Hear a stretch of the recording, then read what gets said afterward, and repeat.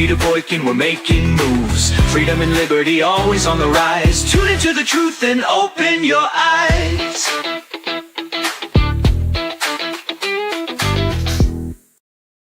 Christmas never ends, the fire, it's been burning bright since the angel choir.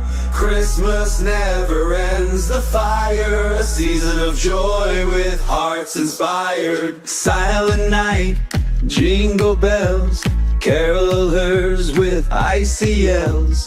Home Alone, Grinch scheme, peppermint and snowy dreams. Nutcracker, gingerbread, wreaths and ribbons, velvet red, elf on shelf, Kris Kringle lore. Cookies left by every door. Christmas never ends, the fire's been burning bright since the angel choir. Christmas never ends, the fire, a season of joy with hearts inspired. Black Friday, Rudolph's glow, Macy's parade in the snow, shopping malls, Amazon movies like the Christmas Con. Yule log, snowy hikes, 12 days, little tykes. Families gather near, spreading Christmas cheer.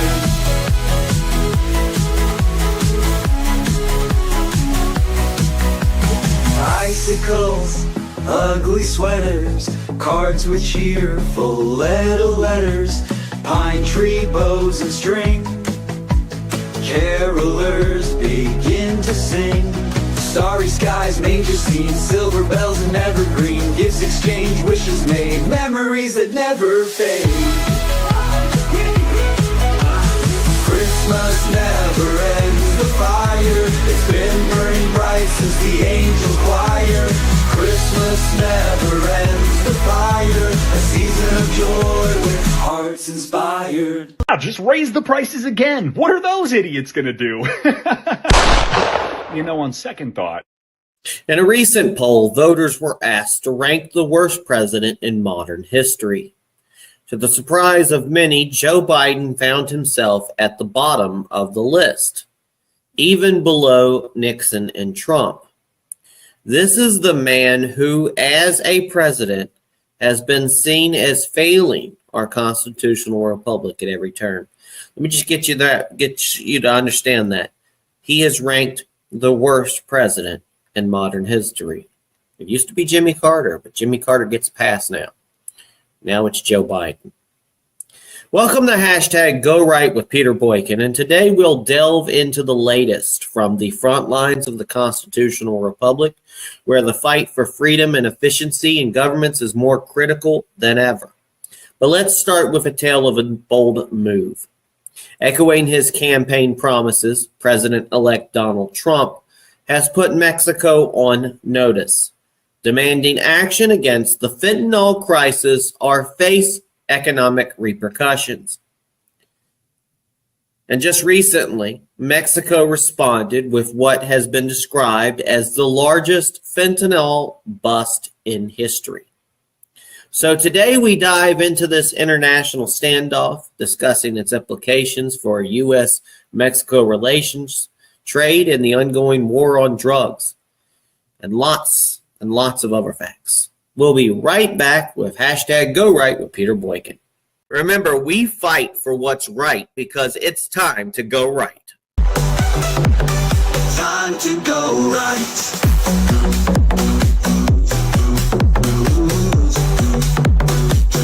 Time to go right.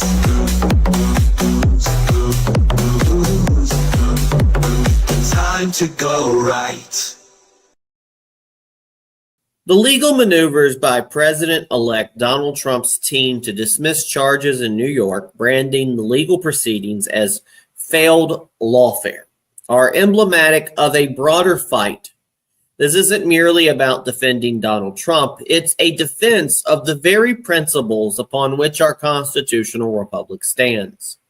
The argument that these charges are politically motivated strikes at the heart of our justice system's integrity and points to what many perceive as an erosion of due process. This legal battle underscores an ongoing struggle to uphold the Constitution, particularly in the face of what conservatives view as an overreach by state authorities into federal jurisdiction. This perceived overreach not only questions the separation of powers, which is a cornerstone of our governments laid out by our founding fathers, but also challenges the fundamental legal protections our Constitution promises to all citizens. The defense of Donald Trump here is therefore seen as a stand for constitutional rights, a call to protect the sanctity of our legal system from becoming a battleground for political vendettas. In an ambitious move to align with conservative values of limited government and fiscal conservatism, Elon Musk and Vivek Ramaswamy, as the co-chairs of the newly formed Department of Government Efficiency, DOGE, D-O-G-E, are spearheading an effort to reduce federal spending by $2 trillion. This initiative, while not having the power to make unilateral cuts, aims to influence fiscal policy by promoting efficiency in government operations, a core tenet of constitutional conservatism. Their discussions with lawmakers, supported by figures like Speaker Mike Johnson, underscore a concerted push to streamline government activities, reducing what many conservatives view as overreach. Critics argue this might lead to cuts in essential services. Yet from a conservative perspective, DOGE represents a return to the constitutional ideal where the government is limited to functions it can perform effectively, embodying the ethos of small, efficient governments. Meanwhile, Jeff Bezos backs the Trump's Department of Government Efficiency. Watch this video. But I'm just saying they're certainly very good competitors, and no doubt about that. I take at face value what has been said, which is that he is not going to use his political power to advantage his own companies or to disadvantage his competitors. I take that at face value. I could be wrong about that, but I think it could be true. I think he probably is trying to, I think this Department of Government Efficiency and that he and Vivek are helping Trump with and so on. Again, I've had a lot of success in life not being cynical. And I've very rarely been taken advantage of as a result. It's happened a couple of times, but not very often. And I think that cynicism, why be cynical about that? Let's go into it hoping that the statements that have been made are correct, that this is going to be done, above board in the public interest. And if that turns out to be naive, well, then we'll see. But I actually think it's going to be great. I'm hoping. In an unusual move, Meta, which you might know it as Facebook, the parent company of social platforms like Facebook and Instagram and Threads, has admitted to over-censoring content. You think? Especially during politically charged times. This admission from Meta's president, Nick Clegg, marks a significant acknowledgement of overzealous moderation, which has long been a point of contention for free speech advocates. This step towards transparency could be seen as a victory for those who argue that while private companies have the right to moderate content, there exists a moral obligation to ensure this moderation does not unduly silence public or political discourse. I mean, especially when you're social media and you're supposed to be an open forum. You're supposed to be the, soapbox of ideas. And what we saw was during the election, 2020, and the whole COVID situation, mass amounts of censorship. This admission not only highlights the issues with content moderation, but also opens a dialogue on the balance between platform autonomy and the preservation of free speech, especially in the context of First Amendment rights. By addressing these past errors, Meta might contribute to reducing the push for governmental oversight of speech on private platforms, which is often debated in light of free speech protections. A significant legal decision has been reached regarding TikTok, where a federal appeals court has upheld legislation that could mandate its Chinese owners to either divest or face a complete ban in the United States. This ruling underscores growing concerns over national security, particularly the potential for foreign entities to influence or manipulate American digital platforms. The debate surrounding TikTok's future encapsulates the broader conflict between safeguarding national security and upholding the principles of information freedom from a constitutionalist perspective. There's a call for greater transparency regarding the specific threats posed by TikTok. The question lingers whether this move against TikTok represents a necessary defense against espionage and data misuse, or if it might be seen as an overstep infringing on free speech, potentially fueled by xenophobia rather than concrete evidence.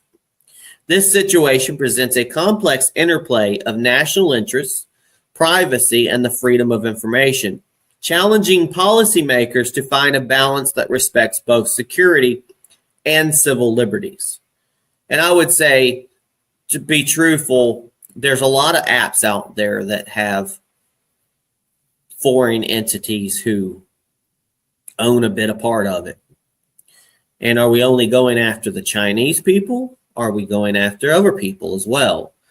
And I think that with something like this, with TikTok, it opens up the can of worms of our government telling us what we can and cannot use. I'll give you an example. Telegram. It's owned by I think the Turkish person. It's not an American-based software, but a lot of Americans use it. And so what would be the next thing? They would go after Telegram or the next app, the next app, the next app. And it's not like you can particularly actually keep us from being able to use TikTok, because at the end of the day, there's a thing called a VPN. I have a link on the website at gorightnews.com where a federal appeals court ruled to uphold a law that will face TikTok's parent company to sell the platform and ban it in the United States. If you want to read that article from the Daily Caller, you can check out the link on gorightnews.com.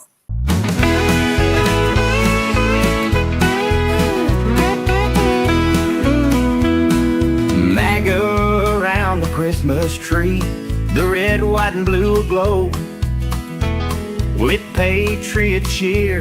It's finally here, the season we all know. We're singing loud, the world's in awe. It's Christmas we declare. With liberty and victory, there's freedom in the air. Oh, joy to the world, we can say it again. Merry Christmas to every woman and man. Trump's back in town, the star shines bright. MAGA's leading through the silent night. The stockings are hung, the spirit it is strong. Our faith is burning bright. The nation's back on the right track, and Christmas feels so right. The snow is falling, the bells are calling, the promise of hope is clear. Together we stand One nation, one land, MAGA love this year. Oh, joy to the world, we can say it again. Merry Christmas to every woman and man. Trump's back in town, the star shines bright. MAGA's leading through the silent night. From the mountains high to the valleys low, we're spreading peace and cheer. With a grateful heart, we'll do our part to make it the best year. The tree is lit, the spirit's lit, we're standing hand in hand. With Trump we say, God bless the USA. It's a MAGA Christmas plan. Oh, joy to the world, we can say it again. Merry Christmas to every woman and man. Trump's back in town, the star shines bright. MAGA's leading through the silent night. MAGA's leading through the silent night. MAGA around the Christmas tree, our voices raised in song. Together we're strong all season long. Merry Christmas all year long.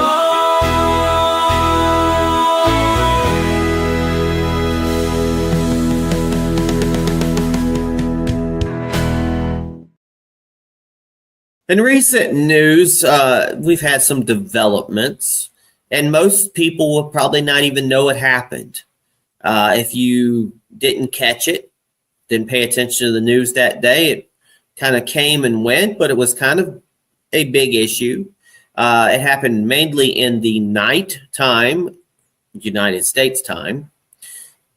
Basically, South Korea experienced a dramatic, albeit brief, period of martial law declared by President Yoon Suk Yeol, which was swiftly rescinded due to intense opposition. This incident underscores the fragility of democratic norms and institutions, serving as a cautionary tale about the dangers of political polarization. From a conservative perspective, this event highlights the need for strong democratic structures that can ensure internal conflicts and political pressure. This political turmoil in South Korea also has significant implications for U.S. foreign policy. As a key ally hosting numerous U.S. military bases, any shift towards a government more sympathetic to North Korea, particularly with the opposition's recent electoral gains, could necessitate a reassessment of U.S. military strategy in the region. And this situation prompts questions about how the U.S. should support its democratic allies while ensuring that its own security interests are not compromised by their internal political dynamics.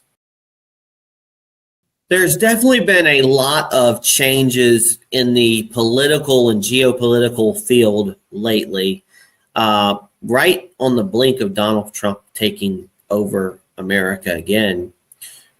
But in a recent collapse of the Assad regime in Syria, with President Bashir al-Assad reportedly fleeing to Russia, signifies a profound change in the geopolitical landscape of the Middle East.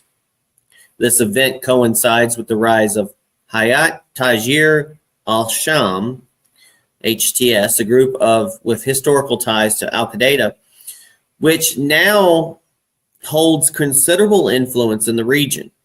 This development poses significant challenges for internal policy, particularly in the realm of anti-terrorism and regional stability. Given the U.S.'s stance on avoiding further foreign entanglements, this situation underscores a debate on, do we get involved or do we not get involved? I would rather us not get involved.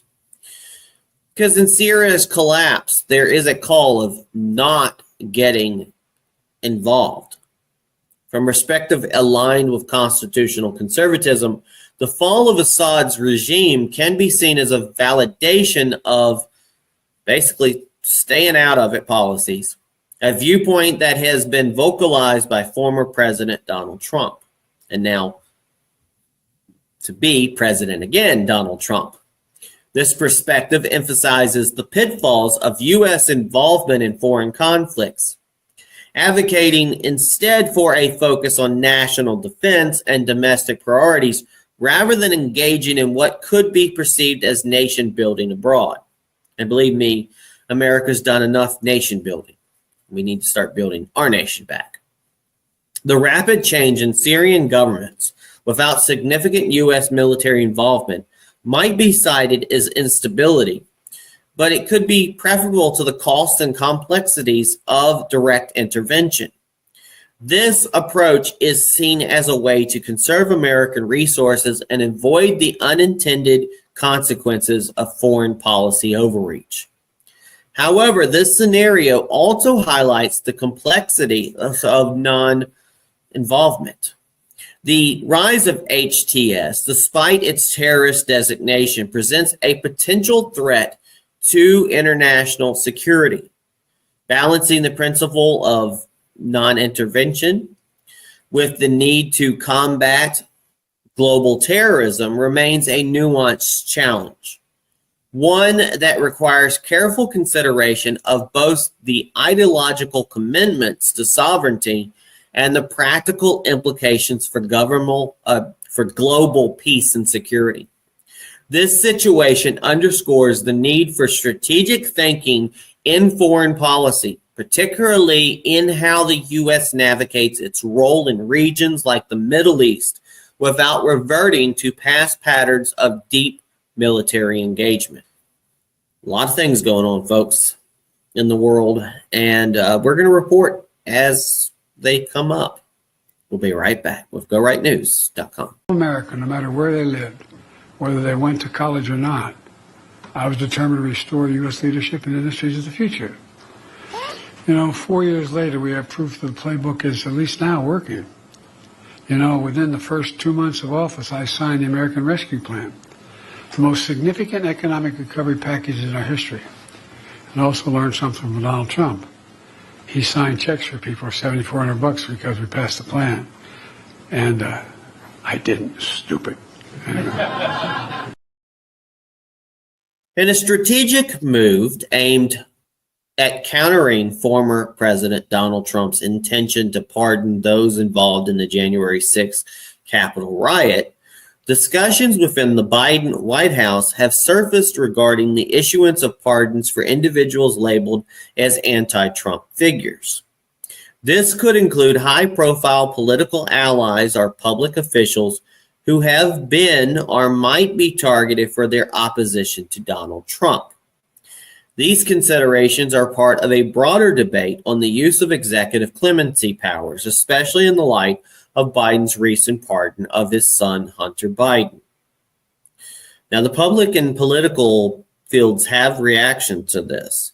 The idea of such preemptive pardons has not been universally welcomed. California Governor Gavin Newsom has publicly voiced his disappointment, arguing that such actions might compromise the integrity of legal accountability.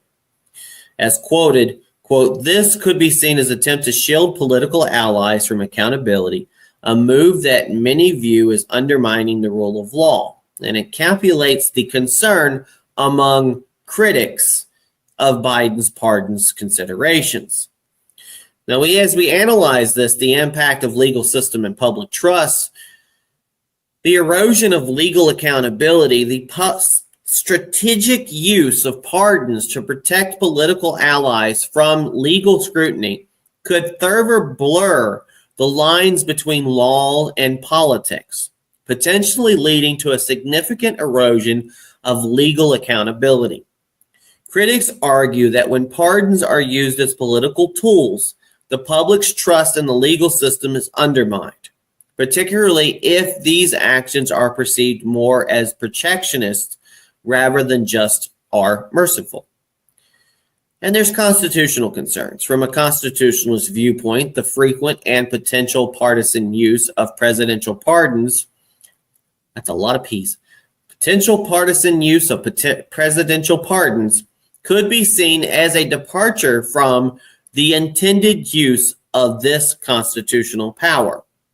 The Constitution grants the president the authority to pardon with the understanding that it should serve justice or rectify judicial errors, not to manipulate the legal system for potential and political advantages. And that leads to the public trust in justice. The broader public discourse centers on the implications of these actions for the perception of justice in America.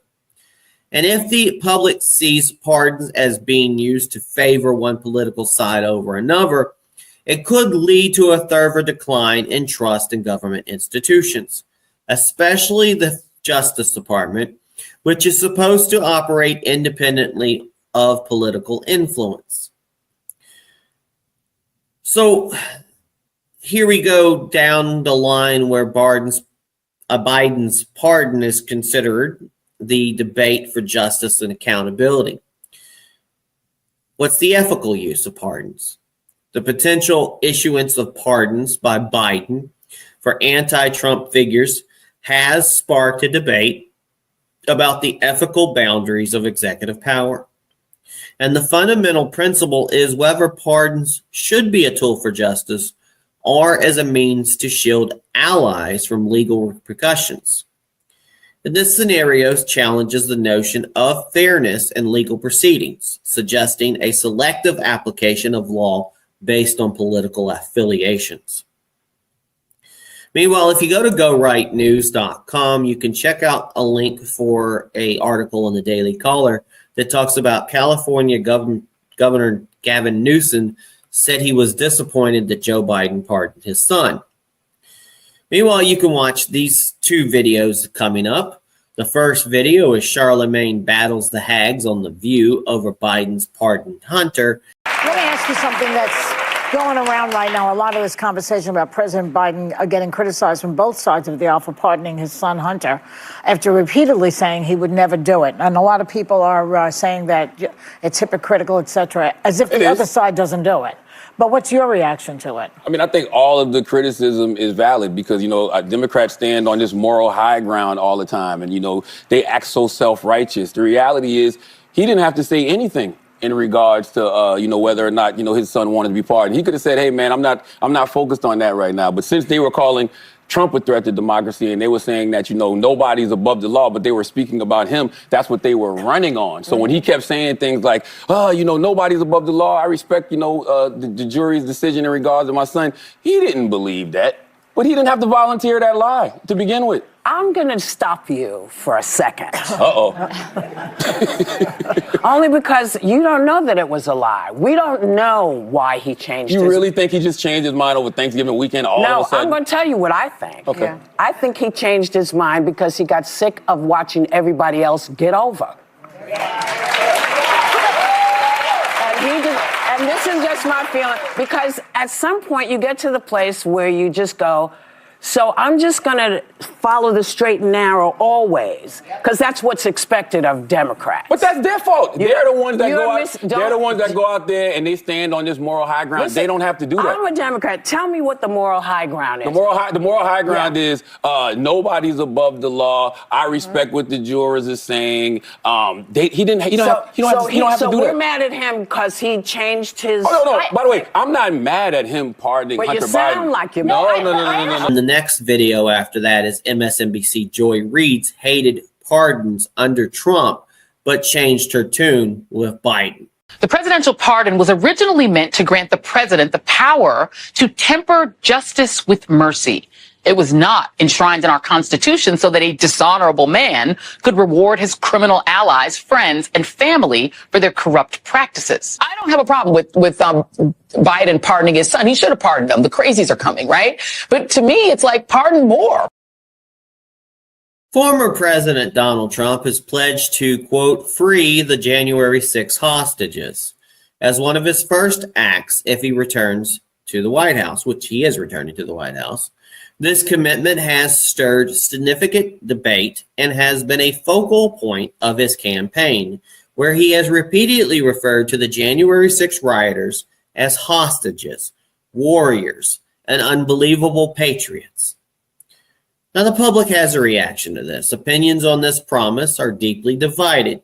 Trump supporters see this as an act of justice for those they believe have been unfairly prosecuted, while critics argue it could undermine the legal consequences for those involved in the Capitol riot on January 6, 2021.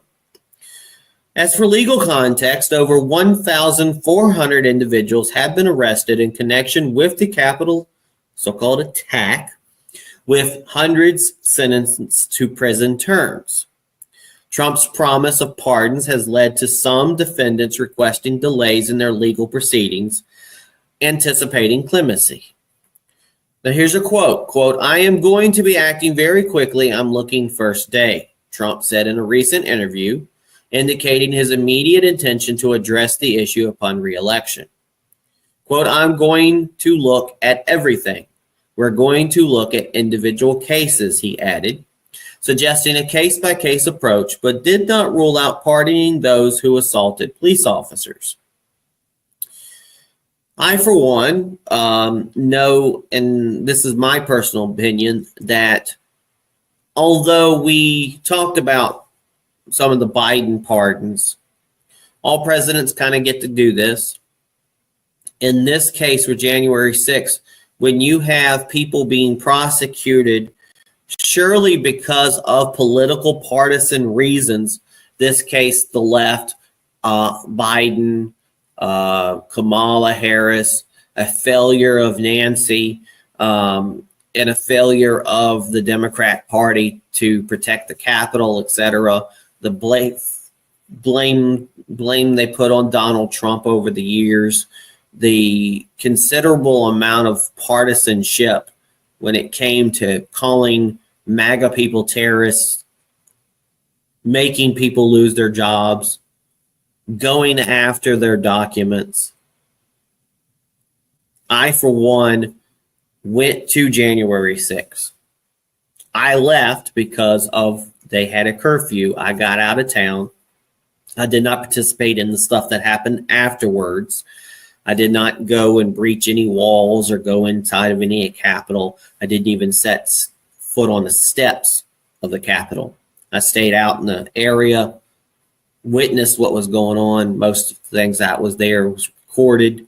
But I did have that council that reached out to me, and I ignored them because, for one, I am not off the record talking about what happened that day, so they can come back and put you on stand and say, "Oh, well, you said something differently." And that's kind of what they've done to like Michael Flynn and other people. They did, however, out of the blue, request my phone records from my cell phone company, and I never got a chance to say, "Hey, no." Of course, there was nothing that they found. I had a permitted rally during the time, and that's probably why they did reach out to me. And I don't know what happened in the background. They never asked me to come to court. I didn't break any rules or any laws, so they didn't come to arrest me or anything. I did, however, potentially lose one job because of it. And I believe that all January 6 people who had problems or have worried about being arrested over nothing, who have lost jobs and who have had their rights taken and harassed by this so-called committee should be allowed to, I think, sue the government. And there should be reparations for the January 6 people.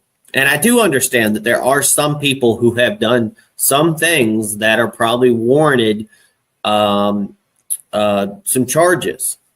But I also have to compare the so-called January 6 people, the so-called rioters, to the Antifa and other individuals who destroyed Washington, D.C. on the night of the inauguration, who destroyed Washington, D.C. on multiple places.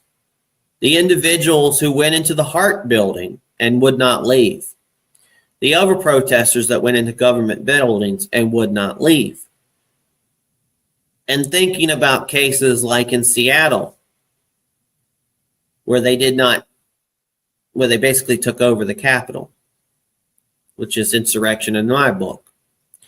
And to me, as we talk about the demand for equal justice, and like they say, no justice, no peace, I would say if you want the J6 prisoners to be thrown away and lock away the key, one of them in there for one Proud Boy member in there, Enrique, for 35 years, who wasn't allowed to be in D.C., who wasn't in D.C., who had a Zoom call that people have seen.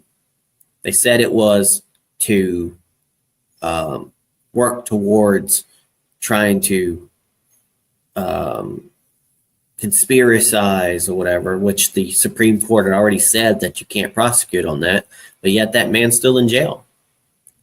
There are so many people that have been locked away and they're having their livelihood taken from them and are going to be in dire straits even afterwards, that there needs to be repercussions financially to help those who had problems.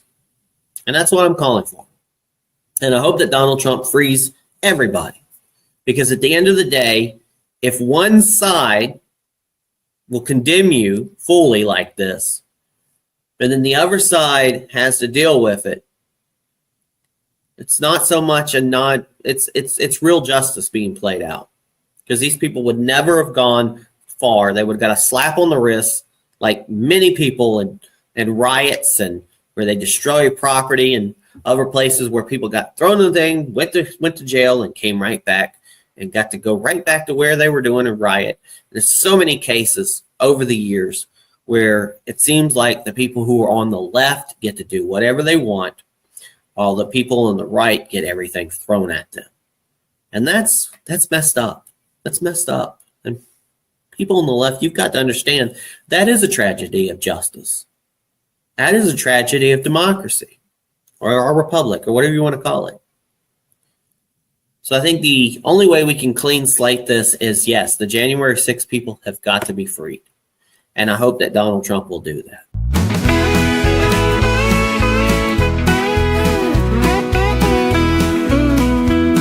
MAGA around the Christmas tree, the red, white, and blue aglow with patriot cheer. It's finally here, the season we all know. We're singing loud, the world's in awe.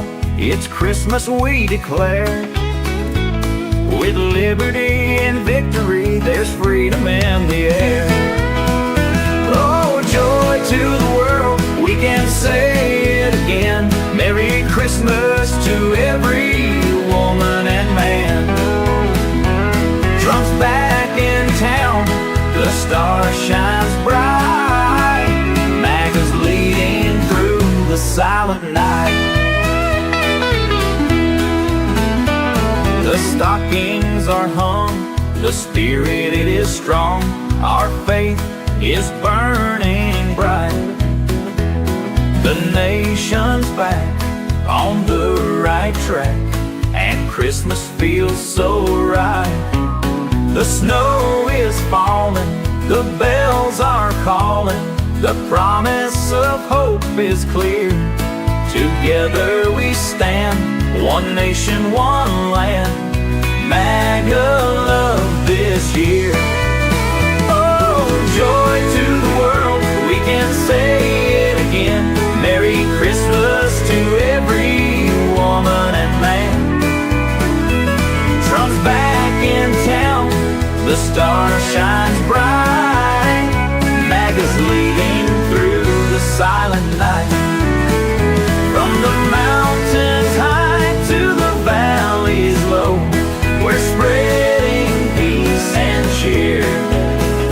With a grateful heart, we'll do our part to make it the best year.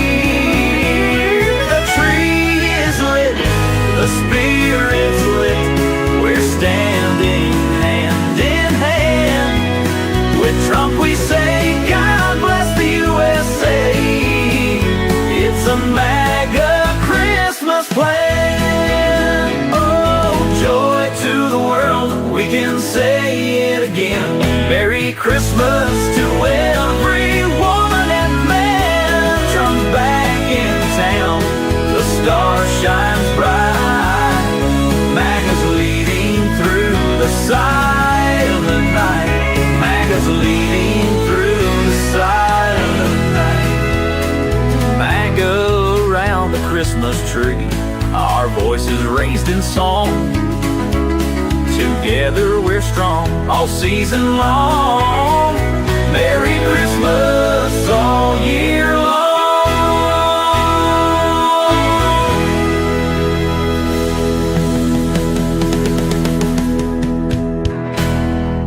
Welcome back to #GoRight News Viral Video Roundup. Our first video comes up as New York Mayor Eric Adams calls for criminal legals to be deported and says, "Cancel me."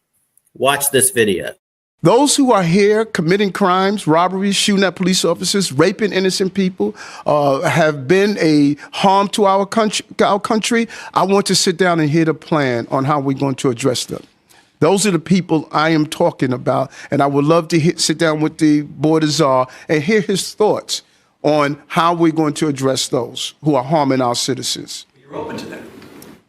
Open to hearing what their plan is to deport some of these folks, and you think the city, in some circumstances, should cooperate with ICE. Let me. You know what's interesting? And I was talking to the team the other day. I want you to all go back and Google Hillary Clinton and Barack Obama.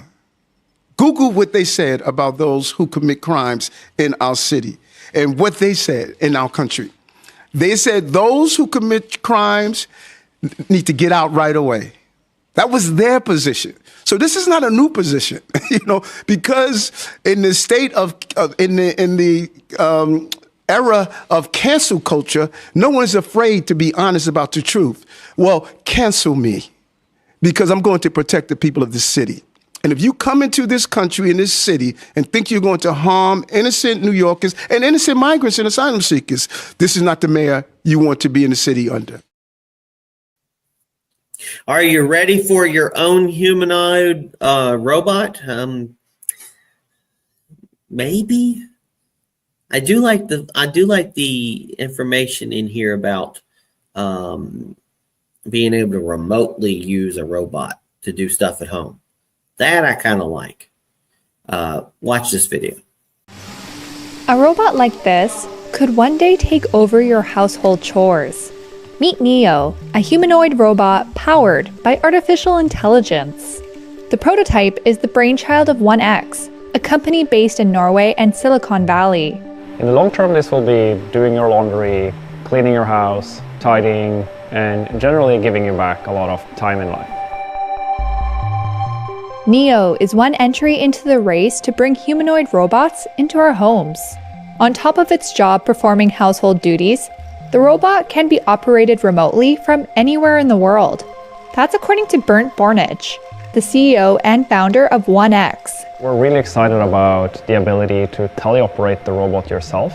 So if you're somewhere else, you can actually teleport into your robot and do small things in your house that maybe you forgot to do, right? Like feed the cat or close the window, check that everything's okay. While the current prototype demonstrated for Reuters was piloted by humans remotely, 1X says the market-ready version will use AI and remote control. The company says that version will be unveiled in 2025.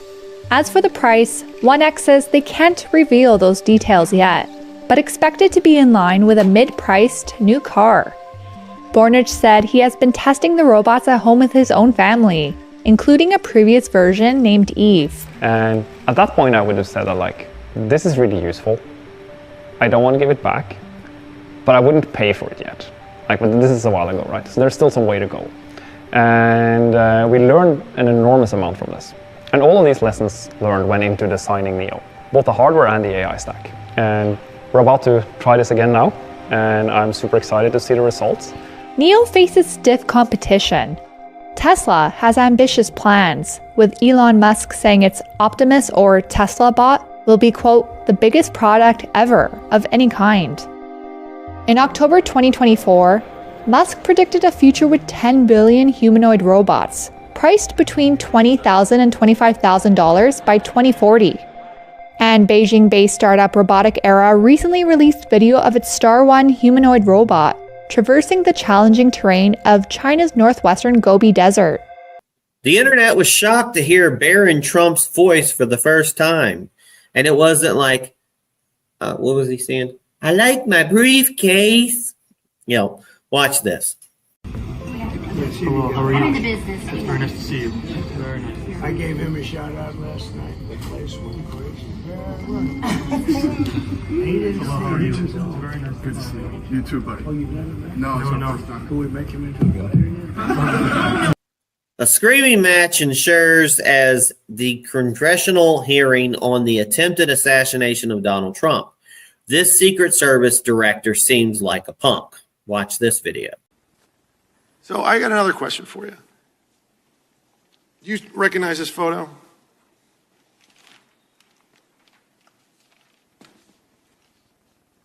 Yes, sir, I do.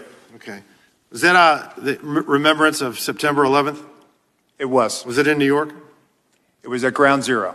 Okay. Who's usually at an event like this closest to the President of the United States, security-wise? The SAC of the detail. Special agent in charge of the detail. Were you the special agent in charge of the detail that day?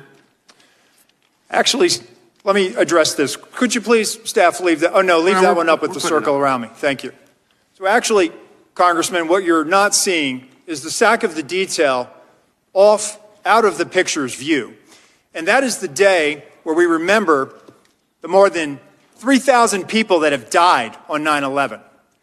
I actually responded to Ground Zero. I was there going through the ashes of the World Trade Center. I was there at Fresh Kills. I'm not asking you that. I'm asking you, Congressman. Were you the special agent in charge? To show respect You were not. for a Secret Service member that died on 9/11. Oh, that you're trying to be. Do not invoke 9/11 for political purposes. Oh, I'm not. I'm invoking this. You are, sir. Gentlemen, And you are out of line. I would like to ask him a question. Please. You are out of line, Congressman. Don't try to bully me.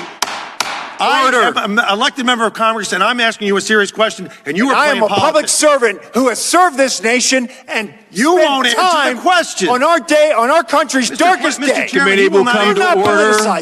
Committee will come to order. I'm asking you serious questions for the American people, and they're very simple. They're not trick questions. Were you the special agent in charge that day? No, I wasn't. I was there representing the United States Secret Service, sir. Mr. Fallon, your time's expired. Did not affect protective operations. You know why you were there? Because you wanted to be visible, because you are auditioning for this job. I was there to pay respect for a fallen member of this agency. You endangered President out of line, Biden's life, Congressman. Vice President Harris's life, because you put those agents out of position. Mr. Did you have a radio with you? Mr. Fallon, your time has expired. Did you have a weapon? No, I did, sir, and you are out of line. Mr. Chairman. Yes, sir. Please. All right. And we are back in order now. We are back in order now. Thank you. Mr. Moskowitz, you are now recognized for 5 minutes. Okay. Congressman? How you doing? Good, sir. All right. So Representative Nancy Mace makes the U.S. Census Director explain how illegals are counted on the census. Watch this video and we'll be right back. Are illegals counted in the census, yes or no? Yes, if they're permanent residents, if they reside in the U.S. Okay, so when you're doing the census with folks and asking the question, you're asking them if you're not asking if they're a citizen, you're asking, do you ask if they're a permanent resident? We ask folks to list everyone who lives at that residence. Okay, but you're saying you're only counting illegals if they're a permanent resident. Well, if they live at that residence. It's the interpretation of the instructions. So your definition of permanent residence is that they live at a place in the U.S., at a U.S. address. Yes, I believe I misspoke because there's a legal Oh, you definition to definitely permanent, misspoke. to permanent Okay. resident. It's someone who usually lives at that address. So I'm going to ask the question again. Are illegal aliens, criminal illegal aliens, the people that break the law coming into our country when they enter in the door illegally, are they counted in the U.S. Census, yes or no? Yes.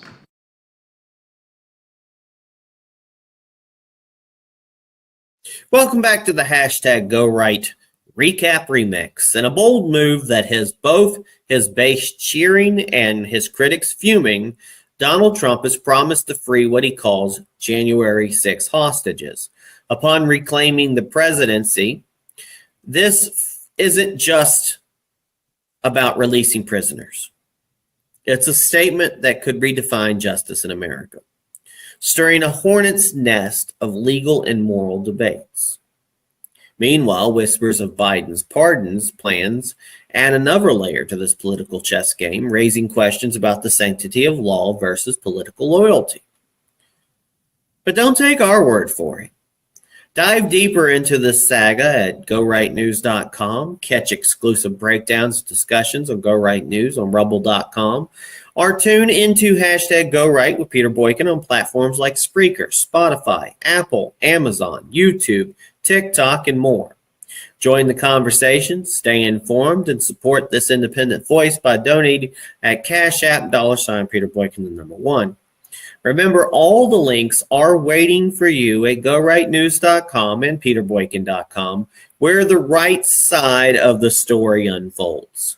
We're on this journey together, ensuring our voices for freedom and constitutional governments are heard loud and clear. Stay tuned, stay engaged, and let's keep this republic strong. Remember, hashtag GoRight with Peter Boykin is your voice for constitutional conservatism in the modern era. God bless everybody. Peace.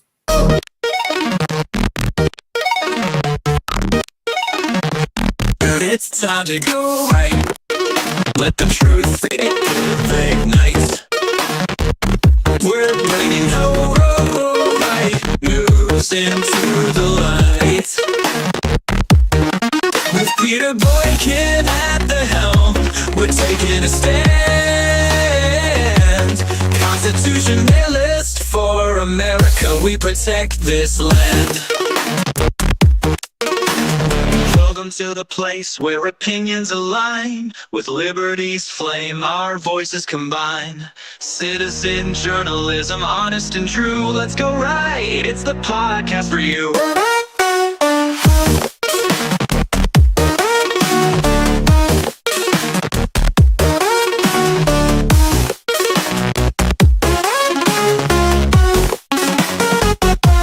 Welcome to the place where opinions align.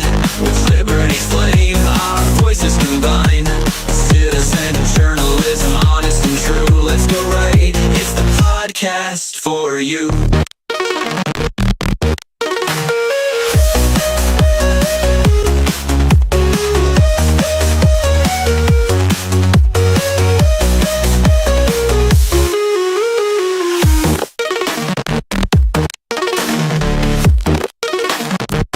It's time to go right. Let the truth ignite. We're bringing the right news into the light.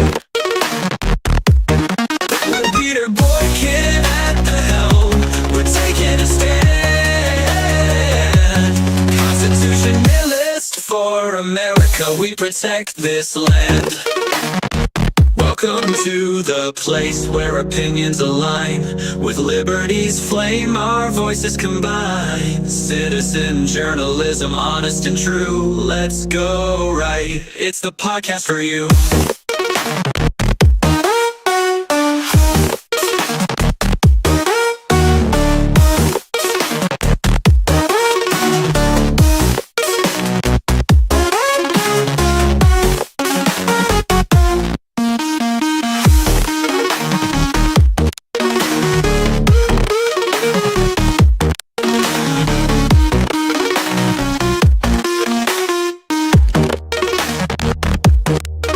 to the place where opinions align.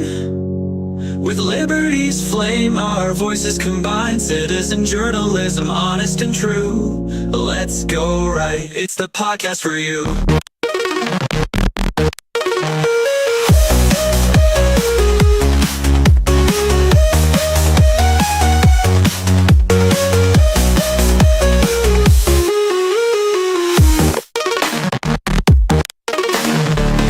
Welcome to the place where opinions align. With liberty's flame, our voices combine. Citizen journalism, honest and true. Let's go right, it's the podcast for you.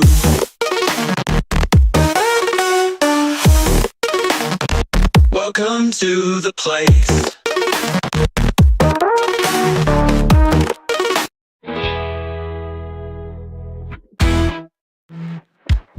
Reel it on Baru with Peter Boykin. We're making moves, freedom and liberty, always on the rise. Tune in to the truth and open your eyes.